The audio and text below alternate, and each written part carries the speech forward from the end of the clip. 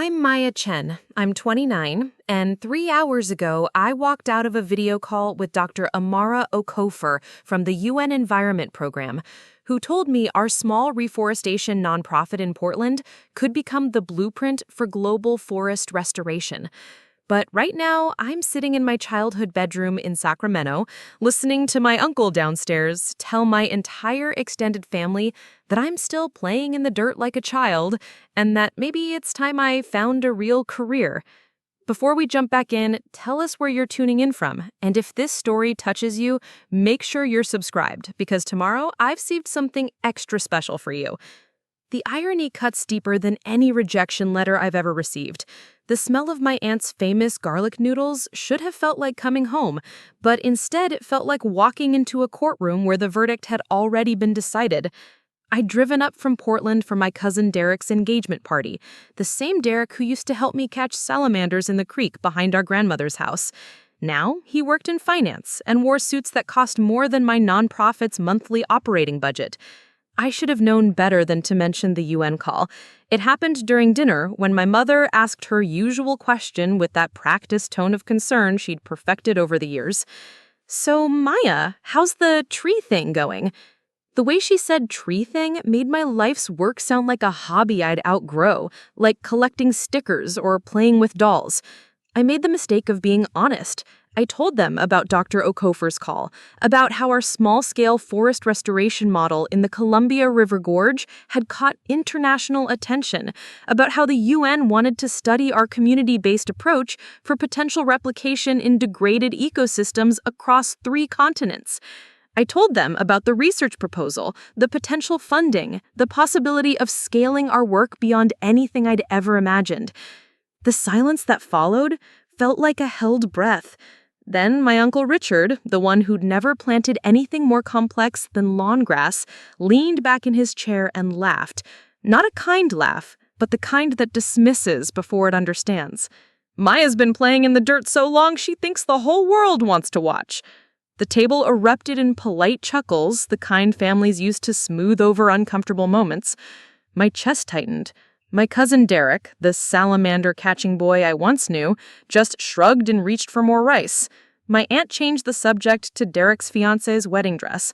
My mother patted my shoulder like I was a child who told an elaborate story about an imaginary friend. But I wasn't imagining Dr. Okafor's words. I wasn't imagining the detailed emails sitting in my phone right now, the one outlining next steps for a partnership that could bring our restoration techniques to communities in Kenya, Peru, and the Philippines. I wasn't imagining the 3-year timeline or the preliminary budget figures that made my current grant money look like pocket change. I excused myself to the bathroom and stood in front of the same mirror where I'd practiced my first environmental science presentation in high school. The girl looking at me then had been so certain that passion plus knowledge would equal respect. She'd been wrong about the respect part, but she'd been right about everything else. The dismissal wasn't new. It had started early, maybe when I was 7 and came home from summer camp talking about soil erosion instead of friendship bracelets. While my cousins collected Beanie Babies, I collected pressed leaves and learned to identify native plants.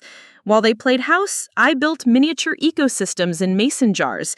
My family tolerated it the way they tolerated any childhood phase, waiting for me to grow out of it and develop normal interests. The waiting never stopped. When I chose environmental science over business or medicine, my father called it idealistic. When I graduated summa cum laude and was accepted to graduate programs at both Stanford and UC Berkeley, my mother asked if I was sure I wanted to limit my options. When I turned down a corporate consulting job to start restoration work with indigenous communities, Uncle Richard asked if I was having a quarter-life crisis. They didn't understand that I wasn't running away from something. I was running toward it. The real break came 3 years ago when I founded Eco Renew Northwest. I'd spent 2 years working with the Confederated Tribes of Warm Springs, learning traditional ecological knowledge that had sustained these forests for centuries before industrial logging stripped them bare. I'd seen how their community-based restoration methods could heal entire watersheds, how indigenous fire management could prevent catastrophic wildfires, how native plant propagation could restore habitat for endangered species. I knew I had to scale this knowledge, find ways to bridge traditional wisdom with contemporary conservation funding. So I wrote grants until my fingers cramped, attended networking events where I was often the youngest person and definitely the only one whose work clothes were mud-stained. I learned to speak the language of impact metrics and sustainability frameworks while never losing sight of the fact that I was trying to heal living systems, not just generate data. The first year was brutal. I worked out of my studio apartment, lived on ramen and peanut butter sandwiches, and watched my savings account dwindle to double digits. My family's concern felt more like judgment. Every family gathering became an intervention disguised as casual conversation. Maybe you could do this as a volunteer thing on weekends while you build a real career during the week. They never asked about the late nights I spent researching mycorrhizal networks, or the mornings I spent waist-deep in creek beds collecting water samples. They never asked about the elderly tribal member who taught me how to read the health of a forest by the diversity of its understory, or the moment I realized that a single restored acre could sequester more carbon than I'd previously thought possible. They never asked about the volunteers who started showing up to our weekend restoration events, the community college students who chose our site for their field studies, or the local families who brought their children to learn about native plant identification. They saw dirt under my fingernails and called it failure to launch. I saw soil teeming with microorganisms and called it the foundation of life. The skepticism hurt, but what hurt more was the way they'd started talking around me instead of to me at family events. Conversations about real jobs and practical decisions that somehow always happened when I was within earshot, but never directly addressed to me. I'd become the family cautionary tale, the smart girl who'd somehow lost her way. But I hadn't lost anything. I'd found something they couldn't recognize because they'd never learned to see it. Last Christmas, when my cousin Derek announced his promotion to senior analyst, the whole family erupted in celebration. Champagne appeared, toasts were made, his mother cried happy tears. When I mentioned that EcoRenew had just received our largest grant to date and was expanding our restoration work to 3 new sites, my father nodded politely and asked Derek about his investment portfolio. That night I'd called my graduate school advisor, Dr. Sarah Blackhorse, the woman who'd first introduced me to the Warm Springs community and taught me that real environmental science happens at the intersection of indigenous knowledge and ecological research. They don't have to understand it for it to matter. The forests don't need their approval to grow. She was right, but part of me still ached for recognition from the people who'd watched me become who I was. Part of me still hoped that someday they'd see past the mud-stained clothes and late-night phone calls to understand that I wasn't playing in the dirt, I was healing the earth. Now, sitting in my childhood bedroom after yet another dismissive family dinner, I pulled out my phone and read Dr. Okafor's email again. Her words felt like a bridge between the work I knew mattered and the recognition I'd stopped believing would ever come. Miss Chen, your community-based restoration model represents exactly the kind of innovative, culturally grounded approach we need to address global forest degradation. We'd like to discuss how EcoRenew's methodology could inform restoration projects across multiple continents. I screenshotted the email and set it as my phone's wallpaper. Not because I needed to prove anything to my family, but because I needed to remember that the work itself was proof enough. Tomorrow, I drive back to Portland and return to the restoration sites where my hands belonged, in the soil. Where every seedling planted was a vote for a future my family couldn't yet imagine. Tonight, though, I'd sit with the strange mix of vindication and sadness that comes when the world validates something your loved ones still can't see. The UN representative had asked for our help. My family still saw it as playing in the dirt. Both things could be true, but only one of them mattered for the forests we were trying to save. The rain was coming down sideways when I pulled into the gravel lot at Cascade Restoration Site number 3, the windshield wipers on my ancient Honda fighting a losing battle against the October storm. Through the gray sheet of water, I could make out 2 figures hunched under a blue tarp, still working despite weather that would have sent most people home hours ago. That was Kai and Elena, my first real volunteers, the ones who showed up every Saturday no matter what Mother Nature threw at us. I grabbed my rain gear from the back seat and splashed through puddles that had formed overnight, my boots squelching in the mud as I approached their makeshift shelter. Alana looked up from the seedling tray she was protecting, her glasses fogged but her smile unmistakable. "Maya, you didn't have to come out in this." But I did have to come. These weren't just volunteers anymore. They'd become something my family had never been, people who saw what I saw, who understood that every native Douglas fir seedling we planted was a small act of defiance against a world that had forgotten how to heal itself. Kai emerged from under the tarp, holding a clipboard wrapped in plastic, his methodical nature refusing to be deterred by weather. "We've got 47 seedlings ready for the North Slope," he announced, rain dripping from the brim of his baseball cap. "Elena thinks we should wait until the storm passes, but the soil conditions are actually perfect right now." He was right. The saturated earth would cradle the root systems, giving them the best possible start. This was the kind of knowledge you could only gain by showing up, by being present in the landscape week after week until you learned to read its moods. These weekend restoration sessions had started small, just me and a borrowed truck full of native plants, working alone on the 10-acre plot I'd managed to secure through a partnership with the Forest Service. I'd put up flyers at the community college, posted in environmental Facebook groups, sent emails to everyone I'd ever met who'd expressed even passing interest in conservation. Most people didn't respond. Of those who did, most came once and never returned, defeated by the physical demands and the slow, patient nature of restoration work. But Kai and Elena kept coming back. Then Maria, a retired teacher who brought homemade sandwiches and an encyclopedic knowledge of Pacific Northwest native plants. Then James, a recent graduate in forestry who worked weekends for a timber company, but spent his weekends undoing the kind of damage his day job created. Then Sarah, a mother of two who taught her children to identify bird calls while they helped plant elderberry bushes along the creek bed. Slowly, accidentally, I'd built something that felt more like family than any dinner table I'd ever sat at. The work was backbreaking. We cleared invasive blackberry tangles that had choked out native understory for decades, their thorns leaving bloody scratches on our arms that we wore like badges of honor. We hauled river rocks to rebuild salmon spawning beds that logging operations had destroyed 30 years earlier. We spent entire mornings bent over soil samples, testing pH levels and organic matter content, learning to read the health of an ecosystem in the microscopic details most people never noticed.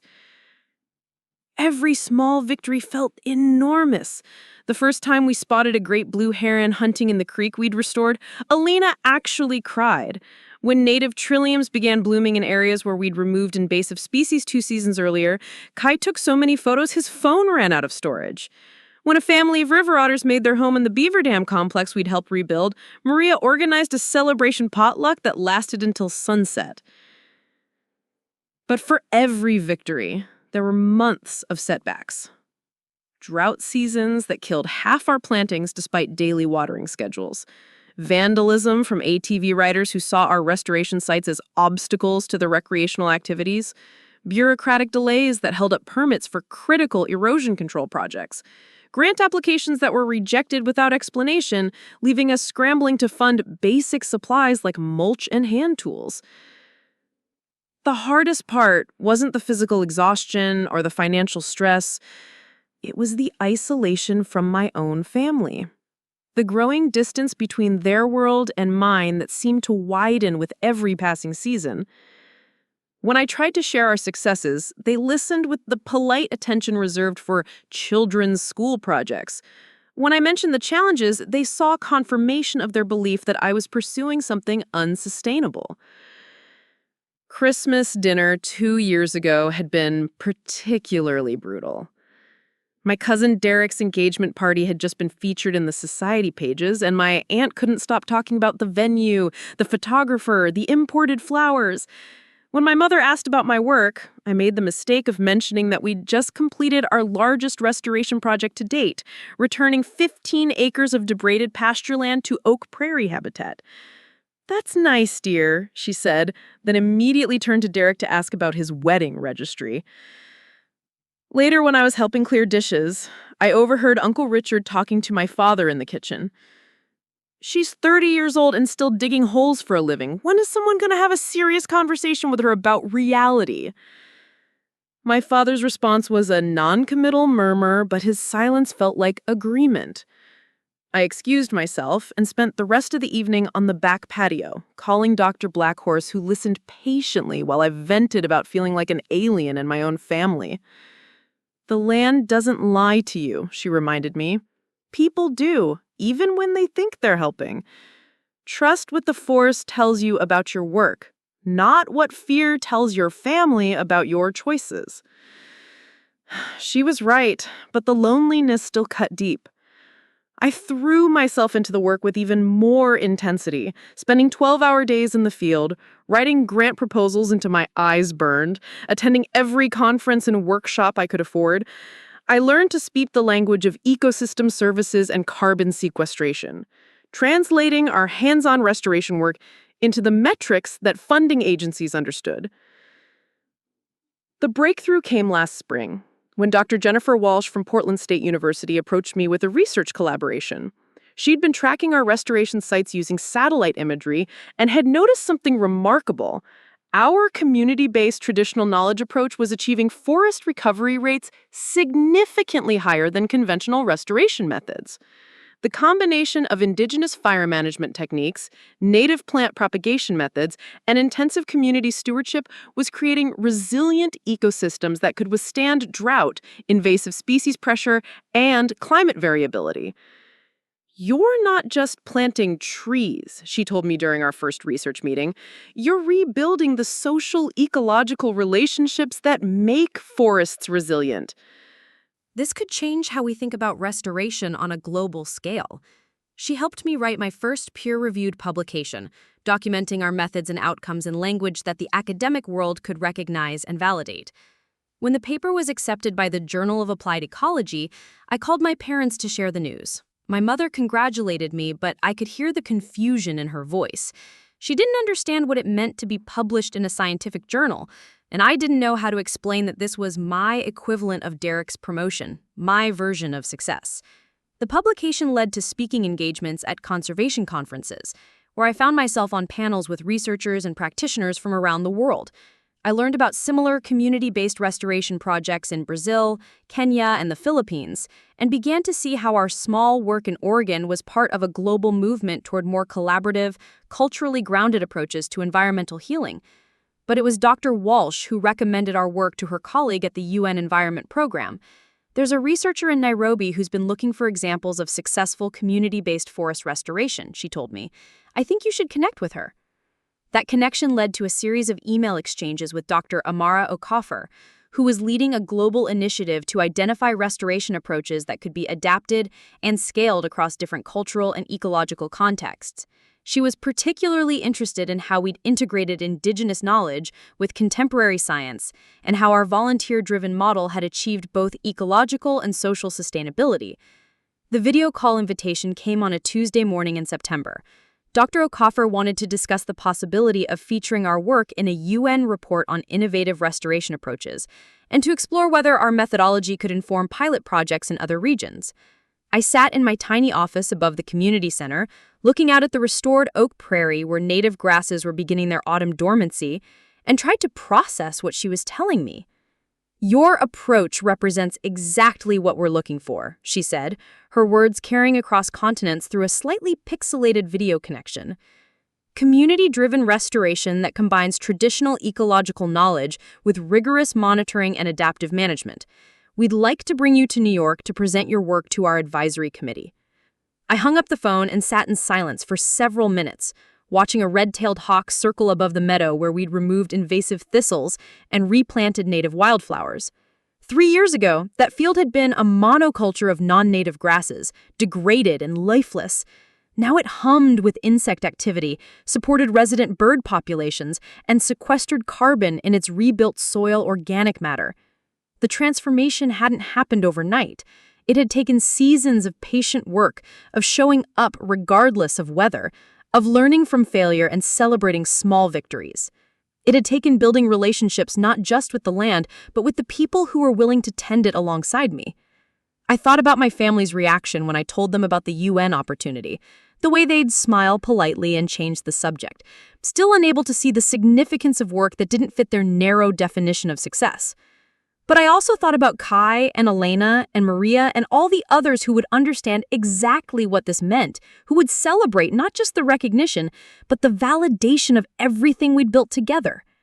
That evening, I drove out to Cascade Restoration Site number 1, the first plot we'd ever worked on, now thick with young Douglas firs and western red cedars, that were beginning to create their own microclimate. I sat on the log bench that James had built 2 summers ago and called Dr. Blackhorse with the news. "The ancestors are smiling," she said simply. "You've remembered what it means to be in relationship with the land, and now the world wants to learn from that remembering." I stayed until sunset, listening to the evening bird chorus in trees we'd planted with our own hands, feeling grateful for a kind of recognition that had nothing to do with family approval and everything to do with the earth itself bearing witness to our care. The invitation arrived on cream-colored cardstock, my mother's careful handwriting spelling out the details of my father's retirement celebration.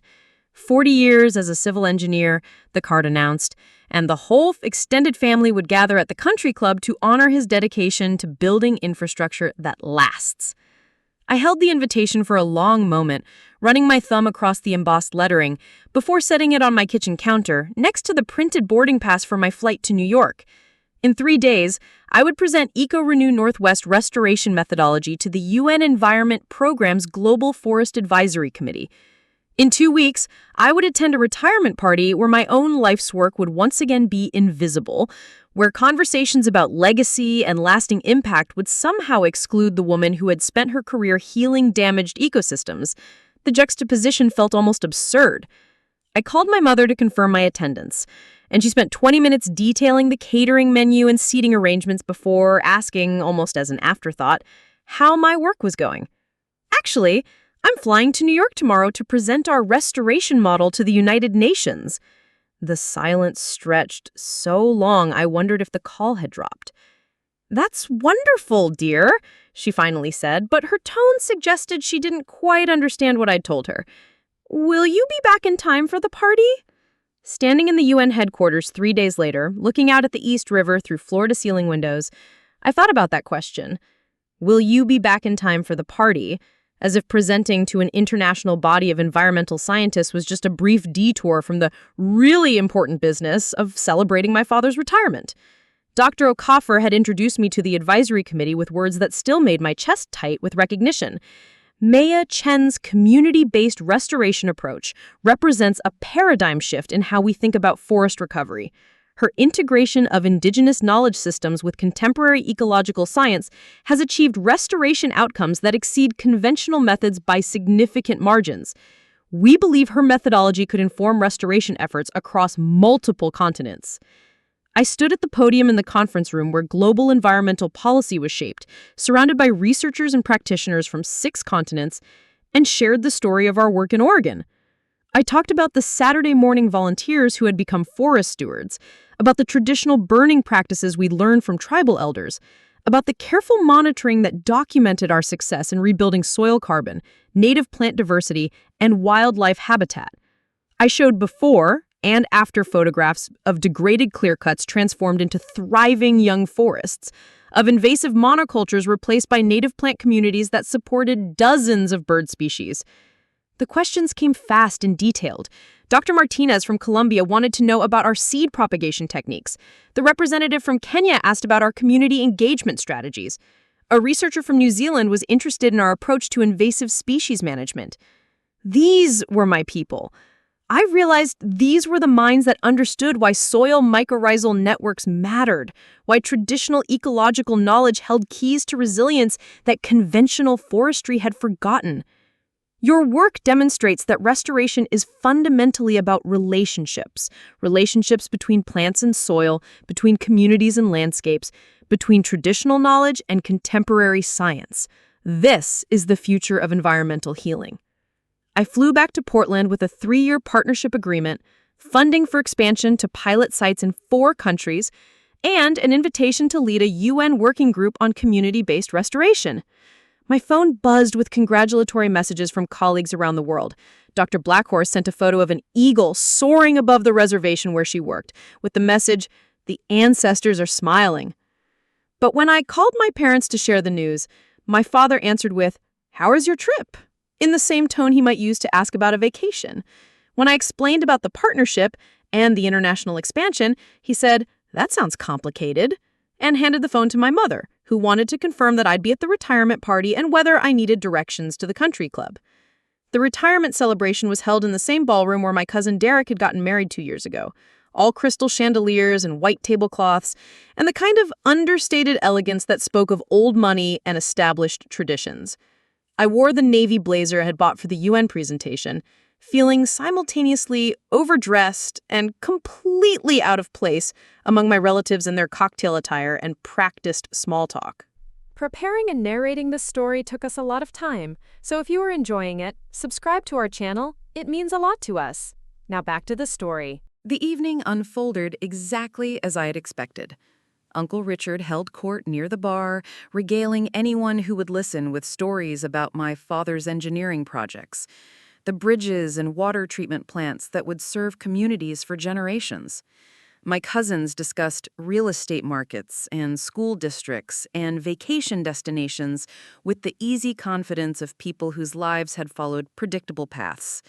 I circulated through the crowd, exchanging pleasantries and deflecting questions about my work with vague references to environmental consulting. It wasn't until the formal toasts began that the familiar pattern revealed itself once again. Speaker after speaker praised my father's professional legacy, his commitment to public infrastructure, his role in projects that would outlast all of us. Derek raised his glass to Uncle Robert's dedication to building things that matter, and the room erupted in applause. My aunt shared a story about my father's mentorship of young engineers, his belief in the importance of leaving the world better than you found it.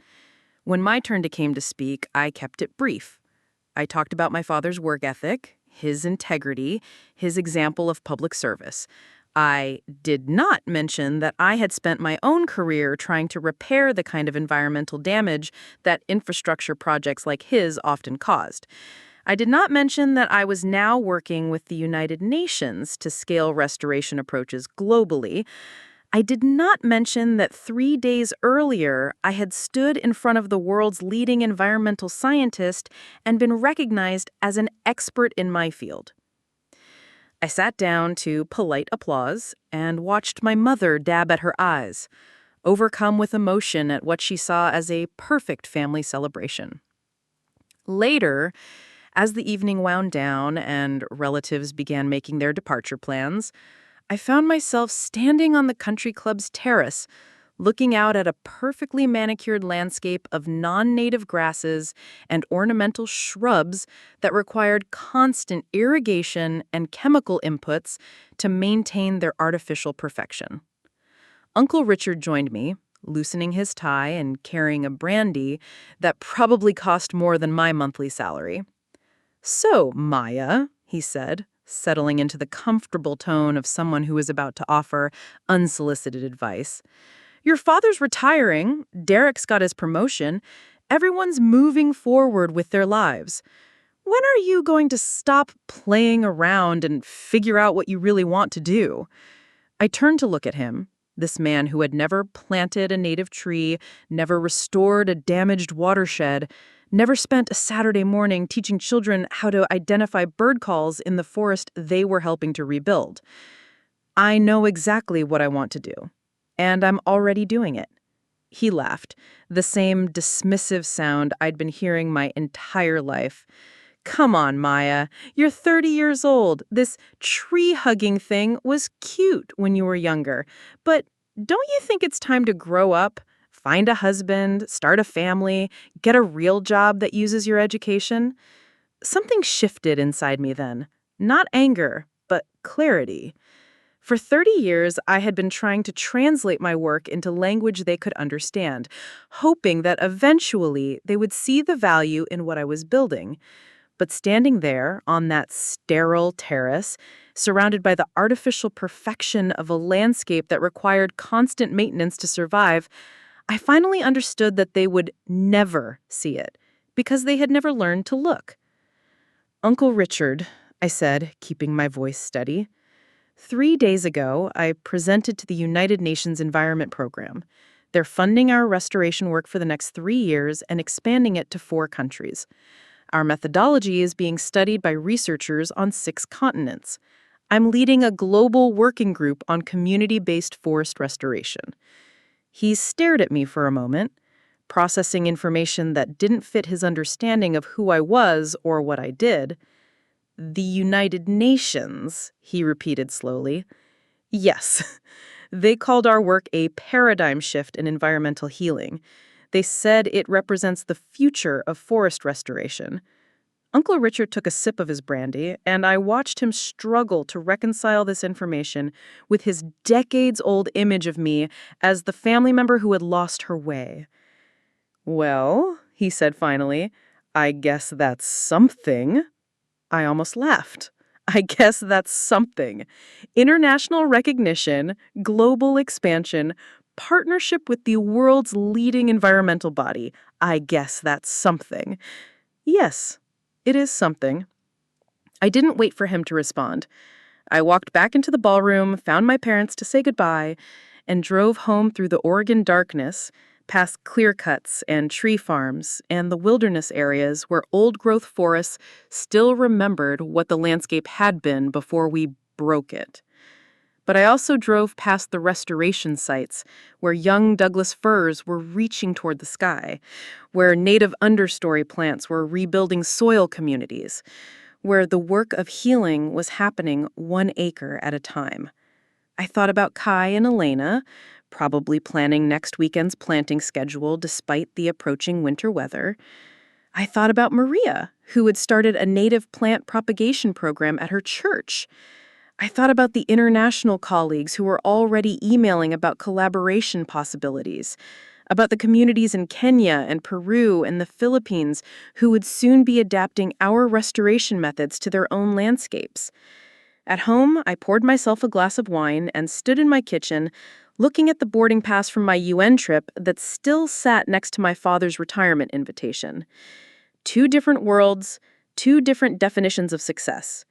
2 different ways of understanding what it meant to build something that would last. I picked up the retirement invitation and dropped it in the recycling bin, then opened my laptop and began responding to emails from colleagues around the world, people who understood that restoration was more than planting trees, that healing damaged landscapes required the same kind of patience and commitment that healing any relationship required. My phone buzzed with a text from Elena. "Planning committee meeting tomorrow at 7 a.m. to discuss the Kenya collaboration. Can you bring coffee?" I smiled and typed back, "Absolutely. See you at dawn." Outside my window, rain began to fall on the restored oak prairie, where we'd learned to read the health of soil in the diversity of its plant communities, where we'd discovered that healing the earth and healing ourselves were the same work. I didn't need my family to understand what I had built. The forests understood. The communities understood. The United Nations understood. That was enough. More than enough. It was everything. I had stopped waiting for applause from rooms that were never built to celebrate the work I was called to do. Instead, I had built my own room, filled it with people who shared my vision of what was possible, and discovered that recognition from those who matter makes approval from those who don't irrelevant. The forests we had planted would outlive all of us. That was the only legacy that mattered. I closed my laptop, turned off the lights, and went to bed grateful for a life I no longer needed anyone else to validate. Tomorrow, there would be seedlings to plant and communities to serve, and a world that was finally ready to listen to what the earth had been trying to teach us all along. Some victories are measured in applause. Others are measured in root systems, in soil carbon, in the return of native birdsongs to landscapes that had been silent too long. I knew which kind of victory would still matter 100 years from now, and for the first time in my life, That knowledge was enough. 6 months later, I stood in a field outside Naivasha, Kenya, watching local community members plant indigenous fever trees along the shoreline of Lake Naivasha. The morning air carried the scent of acacia blossoms and the distant calls of fish eagles, and I felt the familiar satisfaction that came from watching an ecosystem begin to remember itself. Dr. Amara Okafor knelt beside a young woman who was carefully positioning a seedling, their voices mixing Swahili and English as they discussed root spacing and soil moisture. This was the third international site visit in 4 months. Last month, I'd been in the Peruvian Andes, working with Quechua communities to restore high-altitude polylepis forests. Next month would take me to the Philippines, where coastal communities were rebuilding mangrove forests destroyed by decades of shrimp farming. Each location was different, but the fundamental approach remained the same. Listen to the land, honor traditional knowledge, engage communities as partners rather than beneficiaries, and measure success in decades rather than quarterly reports. My phone buzzed with a message from Elena back in Portland. The autumn planting season was in full swing, and this weekend they were expecting over 200 volunteers for the largest restoration event in EcoRenew's history. Local news stations were planning coverage, and the mayor's office had issued a proclamation recognizing our contribution to urban forest resilience. "Wish you were here to see it," Elena had written, "but we know you're exactly where you need to be." She was right. 3 years ago, I would have been devastated to miss such a milestone celebration. I would have seen it as abandoning my project, leaving my team, prioritizing distant work over local relationships. Now I understood that the work had grown beyond any single location or person. The restoration methods we'd developed in Oregon were being adapted and improved by communities around the world, each group adding their own knowledge and innovations to the collective understanding of how to heal damaged landscapes. Dr. Amara Okafor joined me at the edge of the field, wiping soil from her hands with a cloth. "The community response has exceeded all our projections," she said, looking out at the dozens of people working in the morning sunshine. 3 months ago, this was degraded pasture land. Today, it's the beginning of a corridor that will connect the remaining indigenous forest fragments around the lake. I nodded, watching a group of children help their parents plant seedlings, their laughter carrying across the restoration site. It's the same pattern we see everywhere. Give people the tools and knowledge they need, respect their connection to the landscape, and they become the most effective restoration practitioners you could ask for. The monitoring data from your Oregon sites continues to influence policy discussions at the highest levels, Dr. Okafor continued. The Secretary General's office has requested a briefing on scaling community-based restoration approaches globally. Your work is reshaping how we think about environmental recovery. I smiled, remembering the dinner table conversations where my family had dismissed my work as playing in the dirt. If only Uncle Richard could see me now, standing in a Kenyan field discussing policy recommendations with UN officials. But the thought didn't carry the old sting of resentment.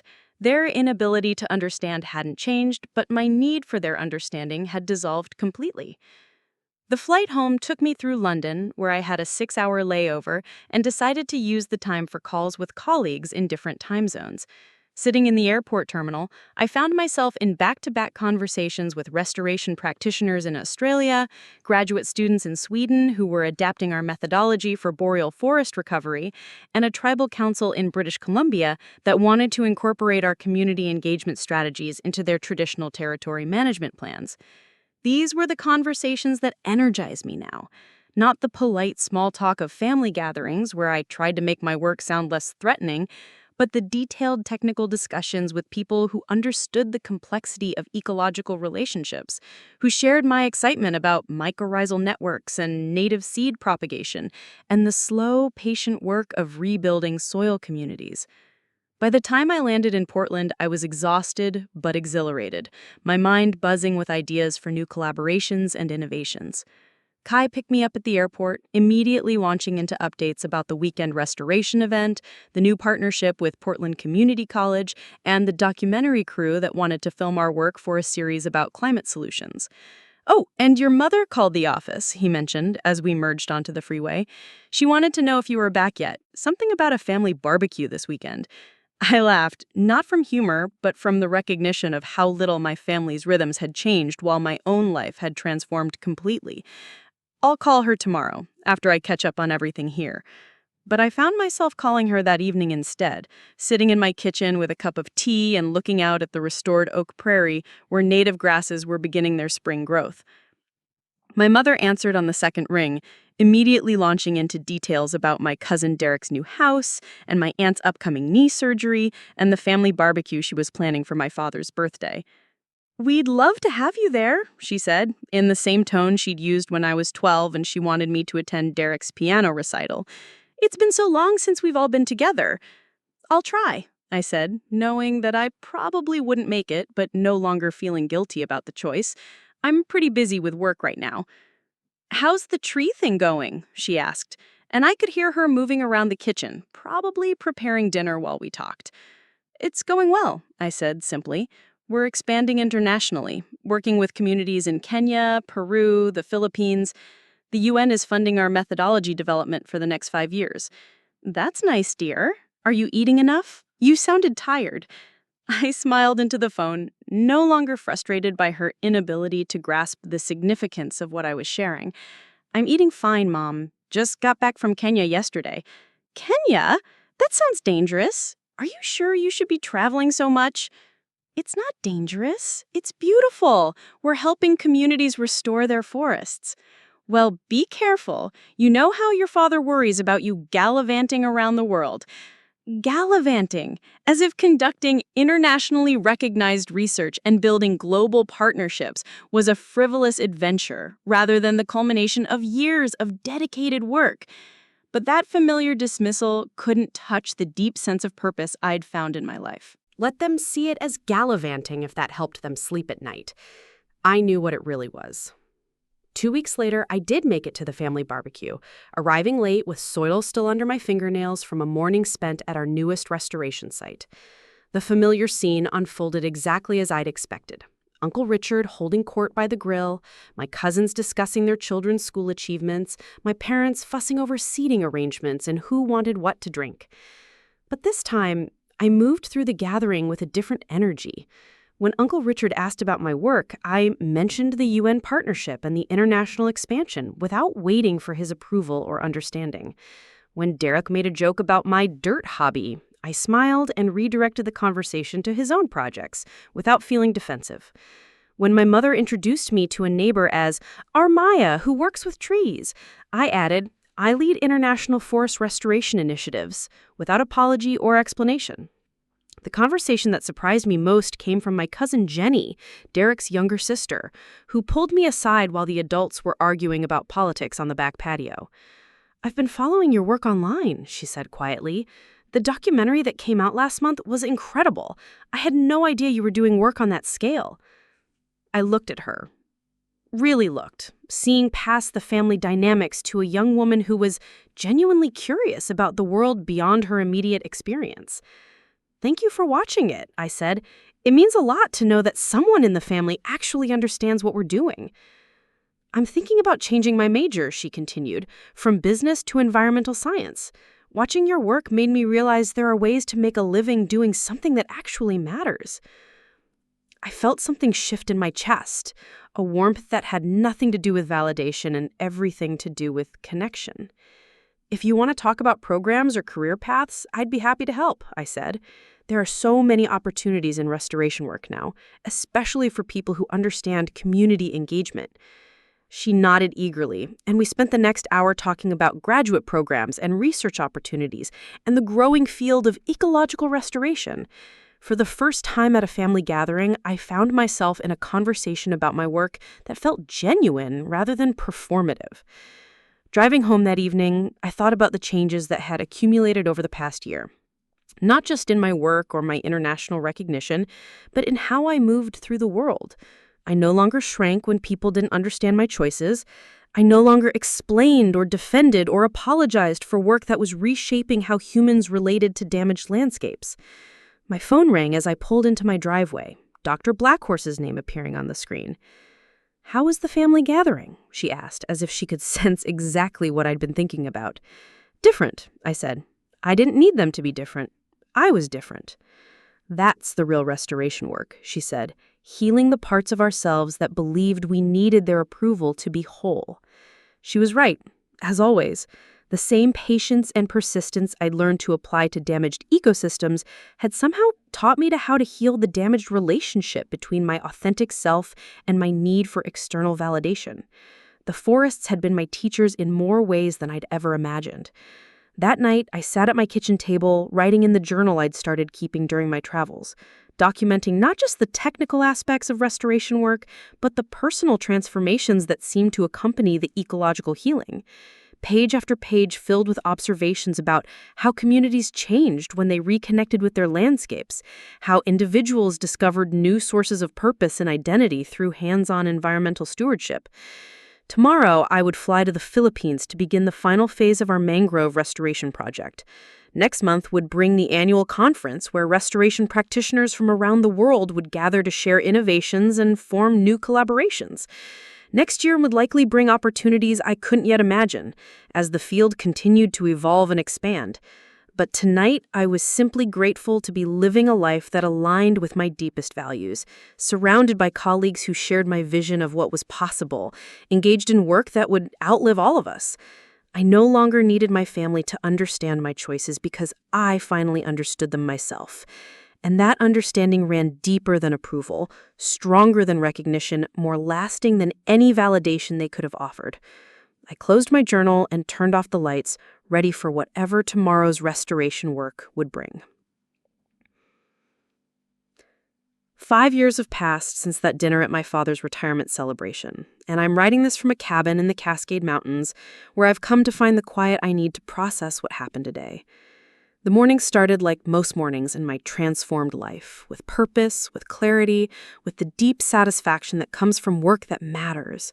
It ended with a phone call that changed everything. Not because it validated me, but because it showed me how far I've traveled from the woman who once begged for scraps of recognition from people who never learned to see her. The call came while I was reviewing site reports from our restoration projects in 12 countries. Dr. Okafor's voice carried that particular energy she gets when she's about to share news that will ripple across continents. "Maya, I'm calling from Geneva.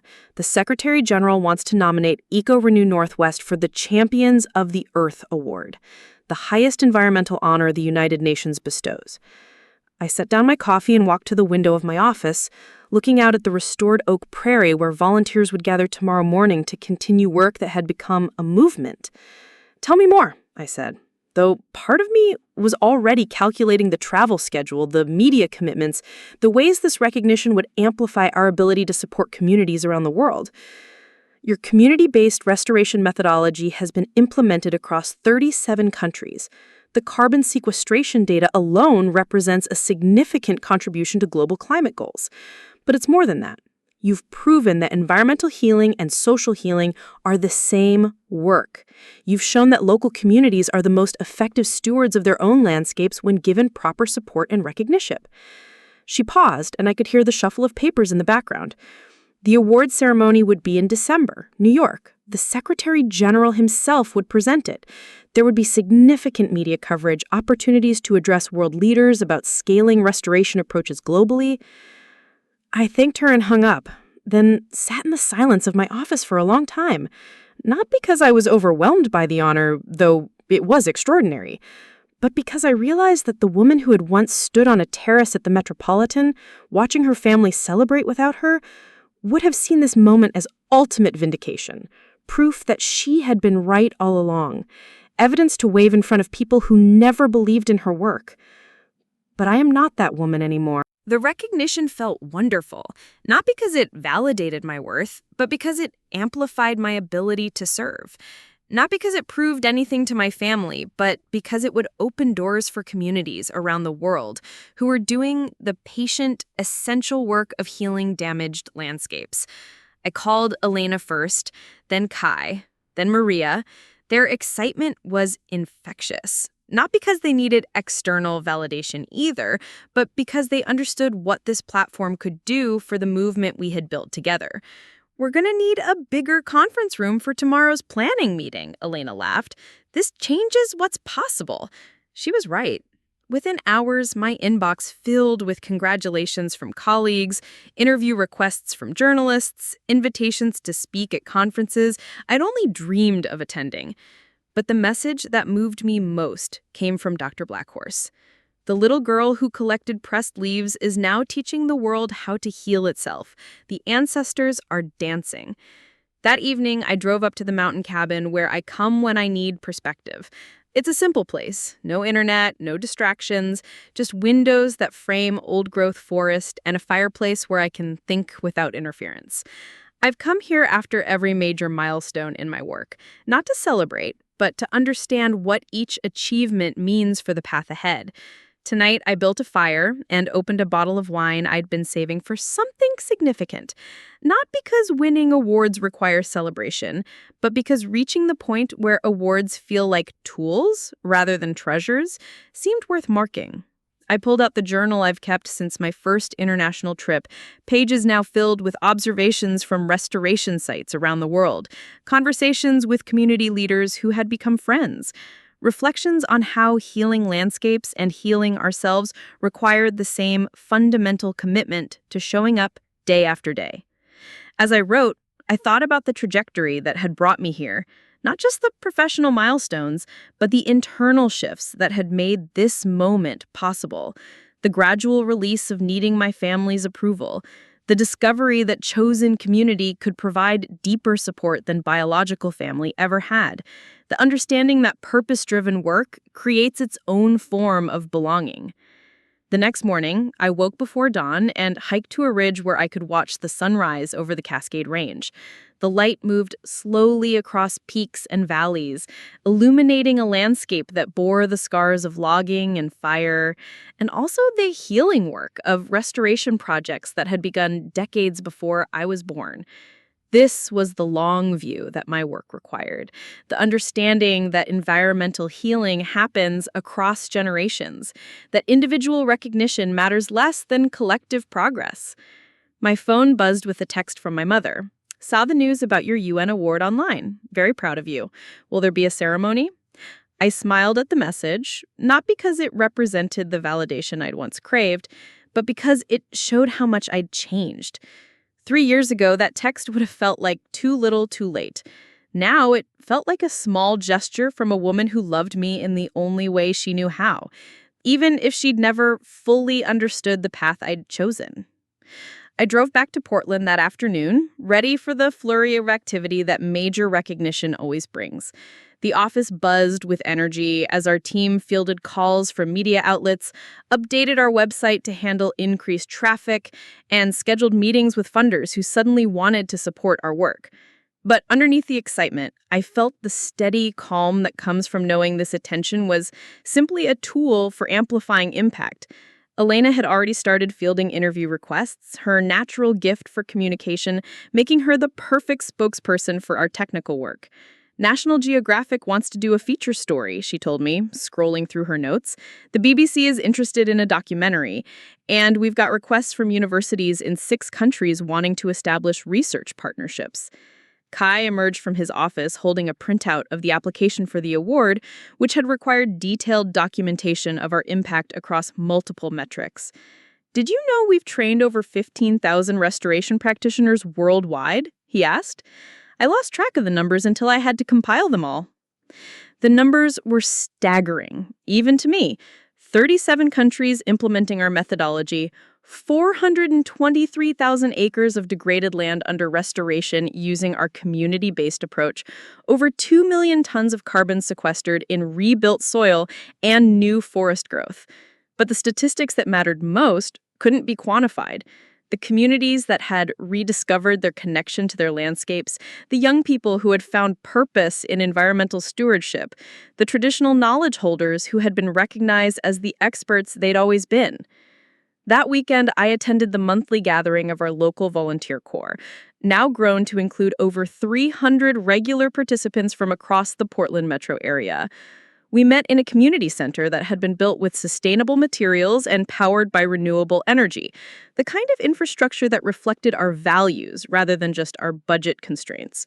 Maria stood at the front of the room, her gray hair pulled back in the practical style she had adopted for fieldwork, her face animated as she shared updates from the native plant propagation program she now directed.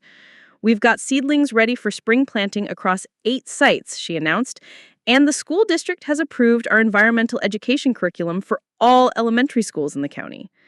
James followed with updates from the stream restoration projects, his weekend work having evolved into a consulting practice that brought restoration expertise to tribal communities across the Pacific Northwest. The Salmon Recovery Coalition wants to expand our fish habitat work to the entire Willamette watershed.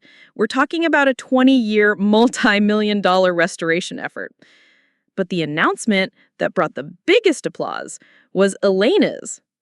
The UN Champions of the Earth Award isn't just recognition for Maya's leadership, she said, looking directly at me. It's recognition for what we've all built together. Every weekend you've shown up, every seedling you've planted, every stream you've restored, it's all part of the global movement that's getting honored.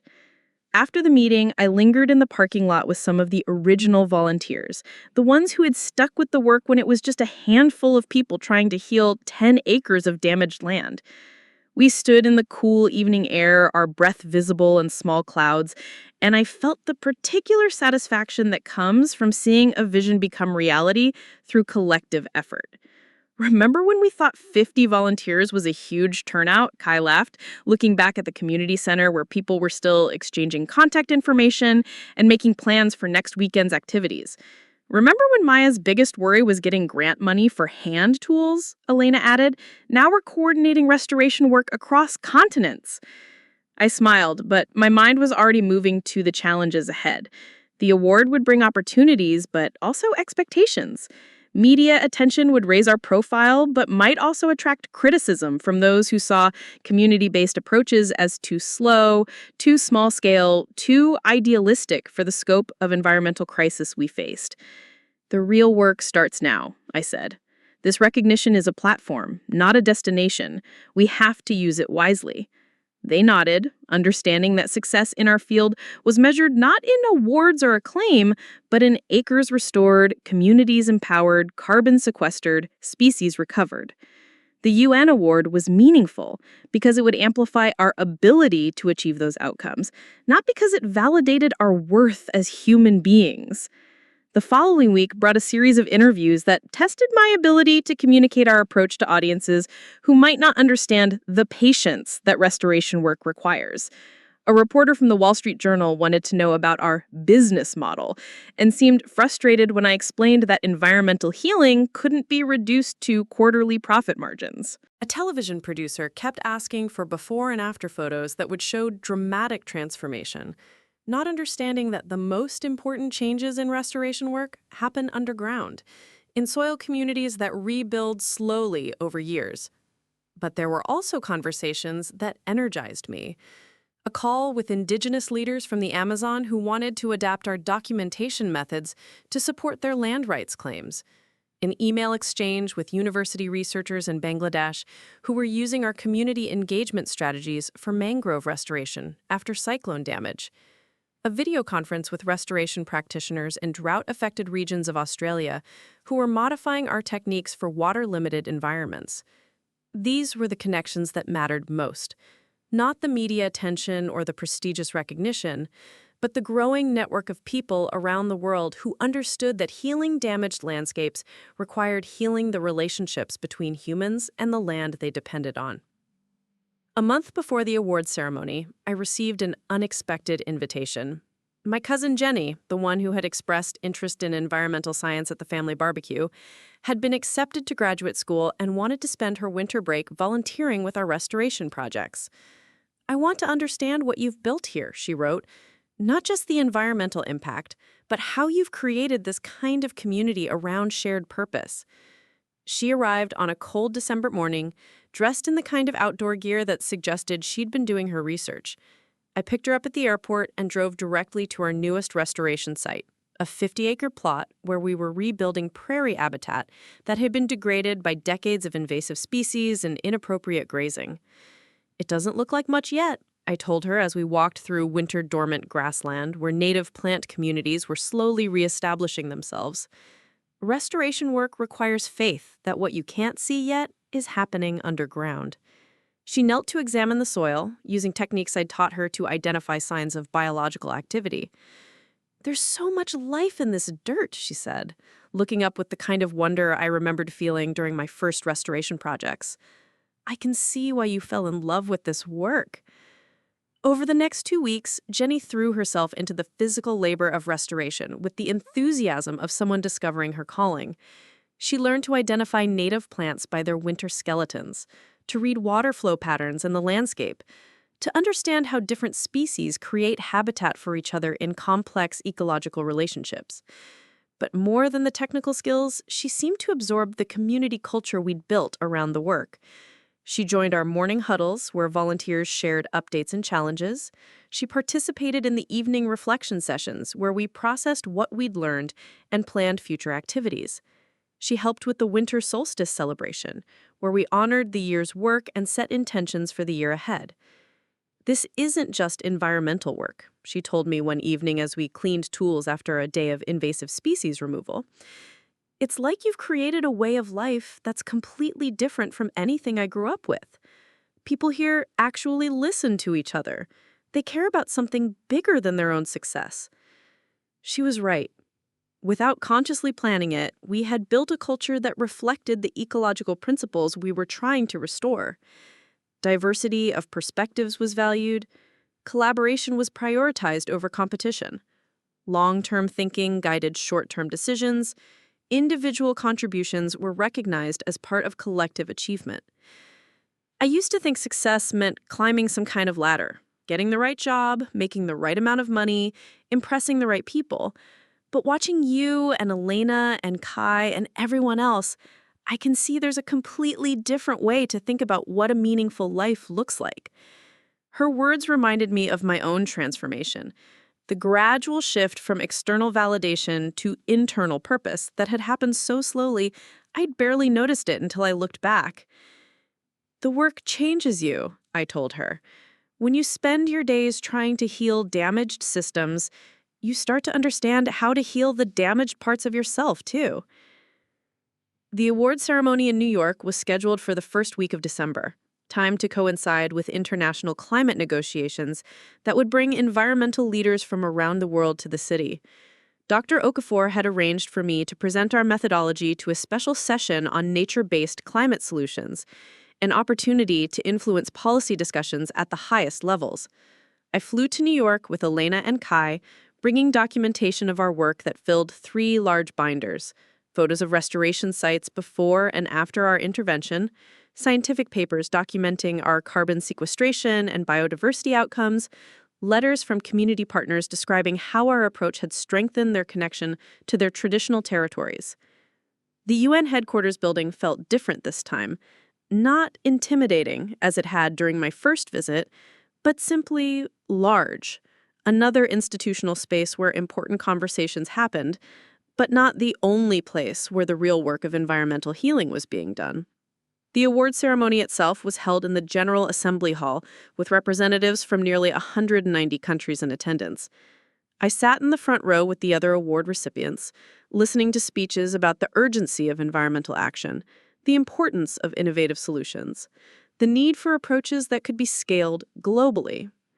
When my name was called, I walked to the podium where the Secretary General waited with the award, a crystal sculpture that represented the Earth held in human hands. The symbolism was beautiful, but what moved me more was the sight of Elena and Kai in the audience, along with Dr. Okafor and several community partners who had traveled from their home countries to attend the ceremony. My acceptance speech focused not on my own journey, but on the communities around the world who were doing the daily work of restoration. I talked about the tribal elders who had shared traditional ecological knowledge, the volunteers who showed up every weekend regardless of weather, the university researchers who had helped document our outcomes, the funders who had supported work that couldn't be measured in quarterly reports. This award belongs to everyone who understands that healing the earth and healing our communities are the same work, I said, looking out at an audience that included some of the world's most influential environmental leaders. Environmental restoration is fundamentally about relationships. Relationships between plants and soil, between communities and landscapes, between traditional knowledge and contemporary science. When we heal those relationships, we create the foundation for resilient ecosystems and resilient societies. The applause was polite but enthusiastic, the kind that suggested the audience understood they were hearing something significant. But what mattered more to me were the conversations that followed. The delegates who approached with questions about implementing our methodology in their own countries. The researchers who wanted to establish partnerships. The community leaders who recognized our approach as something they could adapt to their own contexts. That evening, at the reception hosted by the UN Environment Program, I found myself in a conversation with Dr. Wangari Maathai's daughter, who was continuing her mother's reforestation work in Kenya. Your approach reminds me of my mother's understanding that environmental work is always political work.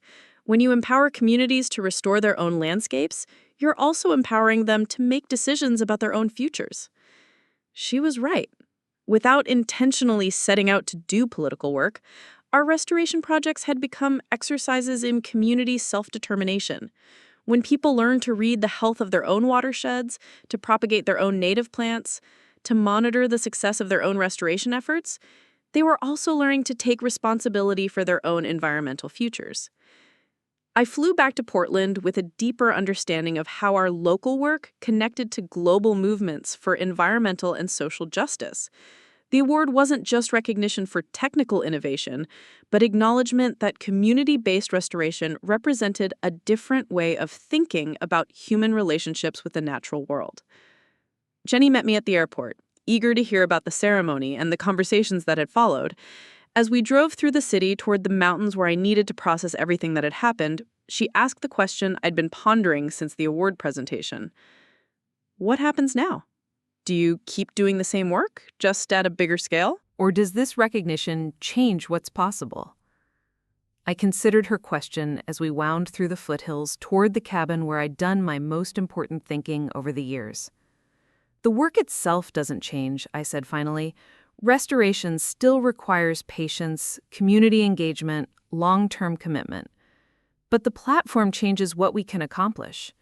More communities will have access to our methodology. More funders will support this approach. More researchers will study community-based restoration methods. And your family? She asked quietly. Do they understand now what you've been building? I smiled, thinking about the text messages I'd received after news of the award was announced. Congratulations from extended relatives I hadn't heard from in years. A phone call from my father expressing pride in my accomplishments. An email from my mother asking if I needed help with travel arrangements for the ceremony.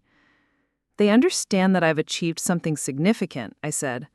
But I don't think they'll ever fully understand the work itself. And that's okay. I don't need them to understand it anymore. That was the deepest transformation of all, I realized. Not just building work that mattered, or finding community among people who shared my values, but reaching the point where I no longer needed validation from people who had never learned to see what I was offering. We reached the cabin as the sun was setting behind the mountains, painting the old-growth forest in shades of gold and purple. Jenny helped me carry my bags inside, then built a fire while I put together a simple dinner from ingredients I kept stocked for these retreat visits. Can I ask you something personal? She said as we settled in front of the fire with bowls of soup and glasses of wine. I nodded, curious about what she wanted to know. Do you ever feel sad about the family stuff? About how long it took them to recognize what you were doing? About all the years when they didn't understand? I thought about her question for a long time before answering. I used to feel sad about it, I said. For years, I kept hoping they would see the work the way I saw it, that they would understand why it mattered to me. But sadness assumes that something was supposed to be different than it was. I sipped my wine and watched the flames dance in the fireplace. They loved me the way they knew how to love. They worried about me the way they knew how to worry. They celebrated my success the way they knew how to celebrate. The fact that their way of loving didn't match what I needed doesn't make their love wrong. It just makes it insufficient for what I was trying to build. Jenny nodded, understanding something about her own relationship with family expectations and individual purpose. The real gift, I continued, was learning that I could build the kind of community I needed rather than waiting for the community I was born into to transform itself. Elena and Kai and Maria and Dr. Blackhorse and all the volunteers and colleagues around the world, they became the family that could see and support the work I was called to do. We sat in comfortable silence for a while, watching the fire and listening to the wind in the trees outside. These were the moments I treasured most, not the award ceremonies or media interviews, but the quiet conversations where understanding deepened and purpose clarified. "I've been thinking about changing my graduate focus," Jenny said eventually, "from general environmental science to restoration ecology specifically. After these 2 weeks, I can see how much there is to learn and how much impact this work can have." I felt a familiar warmth at the recognition that our work was inspiring the next generation of restoration practitioners. "There are some excellent programs," I told her, "and our network includes advisors at universities around the world who understand community-based approaches. Would you be willing to write a recommendation letter and maybe connect me with some of the researchers you work with?" "Of course," I said, already thinking about which programs would be the best fit for her interests and which mentors could guide her development as a restoration scientist.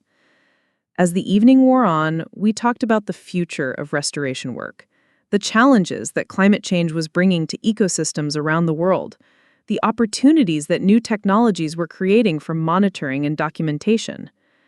But we also talked about the personal dimension of the work, how choosing a career in environmental restoration meant choosing a different relationship with success, recognition, and purpose. "I don't think I ever understood what you were sacrificing," she said as we prepared for bed, "when you chose this path instead of something more conventional. But now I can see that it wasn't really sacrifice. It was choosing what mattered to you over what other people expected of you." She was right.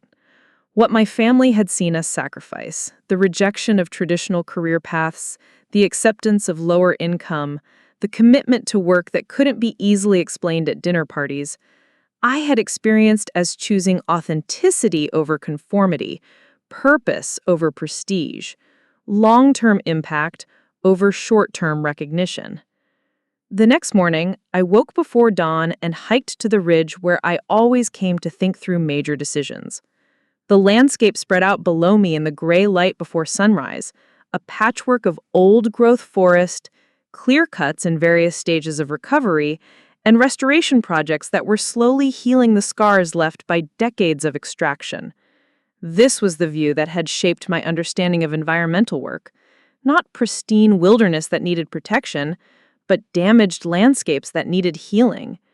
Not nature separate from human activity, but ecosystems that could thrive when human communities learn to be good neighbors rather than conquerors. My phone buzzed with messages from colleagues around the world, updates from restoration sites, invitations to conferences, requests for collaboration. The recognition from the UN award was already opening doors, creating opportunities to expand our impact in ways I was still learning to imagine. But sitting on that ridge in the quiet morning light, I felt most grateful not for the new opportunities, but for the journey that had brought me to this point. The years of doubt and struggle that had taught me to trust my own judgment. The family dinners where I'd felt invisible, which had motivated me to build visibility for work that mattered. The rejection letters and failed projects that had strengthened my commitment to persistence over perfection. Every difficult experience had contributed to my ability to do the work I was now being honored for. Every moment of feeling unrecognized had deepened my appreciation for the colleagues who saw and supported my efforts. Every family gathering where my work was dismissed as a hobby had clarified my commitment to treating environmental restoration as the serious, essential work it was. I thought about the woman I'd been 5 years earlier, standing on a terrace in Sacramento listening to Uncle Richard dismiss my life's work as playing in the dirt. She would have been amazed by this moment, not just by the external recognition, but by the internal transformation that made the recognition feel meaningful rather than validating. The sun crested the mountains, flooding the landscape with golden light that revealed the intricate patterns of forest and meadow, stream and ridge. This was the world I'd chosen to serve, not because it was easy or profitable or impressive to others, but because it was the work that called to me most clearly. I hiked back to the cabin where Jenny was making coffee, ready to begin another day of learning about restoration work. Over breakfast, we planned her final week of volunteering, the sites she wanted to visit, the practitioners she wanted to meet, the skills she wanted to develop before returning to school. "Thank you for letting me be part of this," she said as we cleaned up the breakfast dishes. "I feel like I'm finally understanding what meaningful work looks like." "Thank you for being curious enough to look beyond the family narrative about what I was doing," I replied. "It means more than you know to have someone from my biological family actually see the work for what it is." We drove back to Portland that afternoon, returning to the rhythm of restoration activities that would continue regardless of awards or recognition. The volunteers would gather for weekend work sessions, the monitoring data would be collected and analyzed, the partnerships with communities around the world would be maintained and expanded. The slow, patient work of healing damaged landscapes would continue. But I returned with a deeper understanding of how individual transformation and environmental restoration mirror each other. Both require patience with processes that unfold slowly. Both require faith in outcomes that may not be visible immediately. Both require commitment to showing up consistently, even when progress seems incremental. Both require the courage to choose what matters over what's easy, what serves the whole over what serves the self, what builds resilience over what provides immediate gratification. That evening, I sat in my kitchen writing in the journal I'd kept throughout this journey, documenting not just the professional milestones, but the personal insights that had emerged along the way. Page after page filled with observations about how healing damaged landscapes and healing damaged relationships followed similar patterns, how communities of practice could become communities of belonging, how external recognition was most meaningful when it aligned with internal purpose. The doorbell rang as I was writing, and I opened it to find Elena and Kai with a bottle of champagne and a homemade cake decorated with a tiny sugar sculpture that looked remarkably like the UN award. "We figured you'd want to celebrate properly," Elena said, setting the cake on my kitchen counter, "with the people who actually understand what this recognition means." We sat around my kitchen table, the same space where I'd planned our first restoration projects, where I'd written countless grant applications, where I'd cried after rejections and celebrated small victories. Now it was the setting for acknowledging an achievement that represented the culmination of everything we'd built together. "To Maya," Kai said, raising his glass, "for having the vision to see what was possible when the rest of us were still figuring out what native plants to order." "To all of us," I corrected, "for being stubborn enough to keep showing up even when no one understood what we were doing." "To the communities around the world who trusted us with their landscapes," Elena added. "To the trees we've planted and the soil we've rebuilt," Kai continued. "To the work that outlasts us all," I concluded. And we drank to the commitment that had shaped our lives in ways we were still discovering. Later, after Elena and Kai had gone home to their own families, I sat alone in my kitchen, finishing the journal entry I'd started earlier. But instead of reflecting on the past, I found myself writing about the future. The restoration projects that would expand to new countries. The young practitioners like Jenny who would carry the work forward. The communities that would discover their own capacity to heal their damaged landscapes. The phone rang, interrupting my writing. My mother's name appeared on the screen, and I answered, wondering what she might want at this late hour. "I hope I'm not calling too late. I just wanted to tell you again how proud your father and I are of this UN award. We may not always understand your work, but we can see that it's important to a lot of people." "Thank you, Mom," I said. moved by her effort to connect with something outside her own experience. I was reading about the ceremony online. The pictures of you speaking to all those world leaders. You looked so confident, so sure of yourself. I remember when you were little, you always seemed to know things the rest of us didn't see. I smiled at the memory she was referencing, recognizing it as perhaps the closest she could come to acknowledging that my unconventional path had led somewhere meaningful. I did always see things differently, I agreed. It just took me a while to trust that difference enough to build a life around it. Well, we're proud of you, and grateful that you never gave up on what you believed in, even when it worried us. After we hung up, I sat in the quiet of my kitchen, feeling a peace I hadn't expected. Not because my family finally understood my work, but because I finally understood that their understanding had never been necessary for my work to matter. The journal entry I finished that night concluded with a single sentence that captured everything I'd learned about success, recognition, and purpose. The work itself is the reward, and everything else is just amplification. I closed the journal and walked out onto my back porch, looking up at stars that shone above the restored oak prairie, where we'd learned to read the health of soil in the diversity of its plant communities. Tomorrow would bring new challenges, new opportunities, new chances to serve the healing that damaged landscapes required.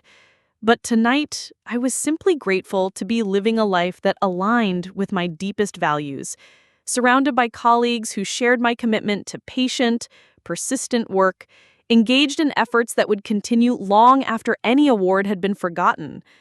The forest we had planted would outlive all of us. The communities we had supported would continue the work long after we were gone. The young practitioners we had trained would carry the methodology to places we would never see. That was the only legacy that mattered, and it was more than enough. Up next, you've got 2 more standout stories right on your screen. If this one hit the mark, you won't want to pass these up. Just click and check them out.